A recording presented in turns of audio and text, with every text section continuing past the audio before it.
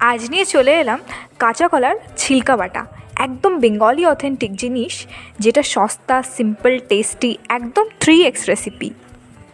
নিয়ে নিয়েছি আমি 4টে কলার খোসা, তার সাথে বন্ধুরা মাত্র 4টে রসুনের খোয়া আর কাঁচা লঙ্কা একটা।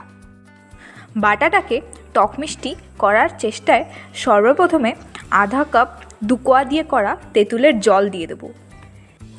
এরপর মিক্সিতে ভালোভাবে বেটে একদম মিহি করে একটা পেস্ট তৈরি করে নিলাম। এবারে কড়াইতে পরিমাণ মতন অলিভ অয়েল, যেটাকে বাংলায় জলপাইয়ের তেলও বলে, দিয়ে দিলাম। তারপর ছোট চামচের 1 চামচ কালো জিরে ফোড়ন দিলাম, নিয়ে একটু একটু করে পেস্টটাও ছেড়ে দেব। পরিমাণ মতন ছোট চামচে হলুদ আর 1 চামচ চিনি দিয়ে দিলাম।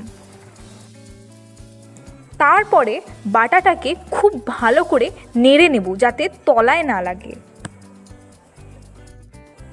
খানিকক্ষণ নাড়ার পর পরিমাণ মতন জল দিয়ে নাড়াবো, যতক্ষণ না জলটা টেনে না যায়। ওই মিডিয়াম ফ্লেমে 5 মিনিটের মতন।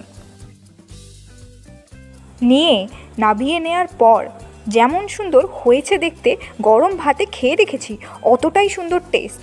ট্রাই করে নিশ্চয়ই জানাবেন।